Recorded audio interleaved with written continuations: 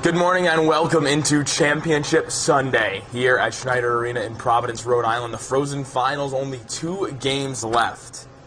I can't believe we're here. We can't believe we've gotten this far, and we are joined by the Associate Commissioner Neil Ravin. Thank you for joining us. Thanks for having me on, guys. It's been a fun week. Yeah, it's been a fun week. It's been a busy week, but we've had a great time. We've had a lot of good hockey, and it all comes to a head today. Here pregame with Valley, Sean Hoffman. They're about to take on the Connecticut Chiefs. 2 for 3 last time in Newington. It was a great showcase for you guys. How can you replicate that? And anybody in the parking lot can hear your guys' pregame routine. Can you give us a little inside scoop on what you guys do out there? We like to have a little dance party. The boys have a little fun out there. You know, it's always a good time with the boys out there. Who's the best dancer on the team? And you definitely don't have a shy style of your game, so how does what you do become even more important in the playoffs? So we're going to get used to you next year, but for now, introduce yourself to the league. What style of player would you say you are? I'd say more of a Brad Marchand type guy. Always like getting after it. Absolute pest. Are you a Bees fan or no? No. Tampa guy. Tampa guy. Uh-oh. All right. You think they're going to beat the Leafs this year? Oh, yeah, they got him. Leafs are chokers. Couple rapid-fire questions for you. All-Star Skills Competition. What event would you pick? Probably fastest skater. Boneless or bone-in wings? Boneless, you know. I don't want to deal with any of that extra work. Buffalo or barbecue, though? Oh, Buffalo for sure. Buffalo. What is your guilty pleasure song? Dancing on My Own by Callum Scott. Yeah. So good, dude. All right, and finally, what is your favorite Thanksgiving food? Mashed potatoes, of course. All right, every right answer you could have had. So this is the first time you guys are playing against each other. So we want to find out who the better Parker is. So first off, who's got the harder shot? Here at practice for the EHL All-Star Game College Series with Stefan Kulhanik, So it's not your first rodeo with this. What do you remember most from last year's? And finally, Coach Connolly, your guys' team motto at Marshfield is pay it forward on and off the ice. What does that mean for you guys? You know, this is honestly for Big Mike. This is his legacy, and we got to carry it on. I know he had a big impact on you, so can you just touch on that a little bit?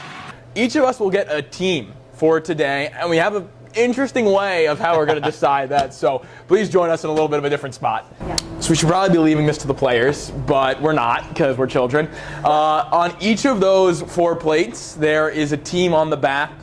A top row is one of the matchups. The bottom row has the other matchup. We're going to shoot, and whatever we get is going to be our team. This could take 500 takes.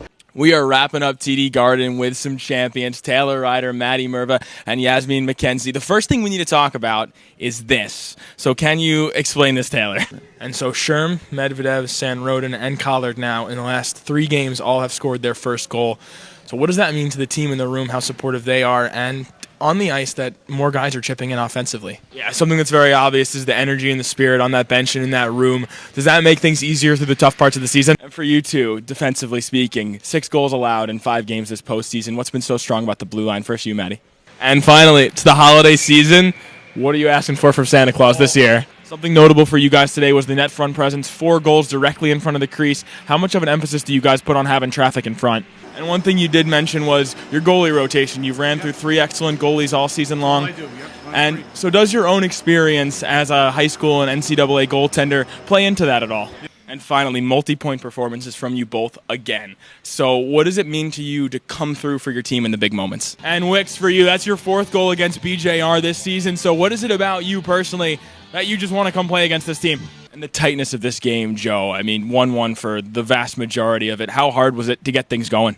Here with playoff Joe DiMartino, Zavarian takes down Belmont to advance. So Belmont first on the score sheet, 30 seconds in. What's the mindset on the Zavarian bench? Back-to-back come-from-behind wins. So what does that do for the bond of a team looking to make an even deeper run?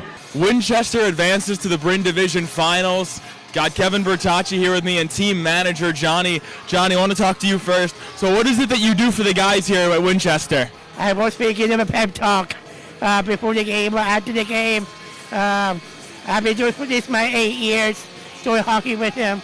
I love doing this. It's the best. Wow.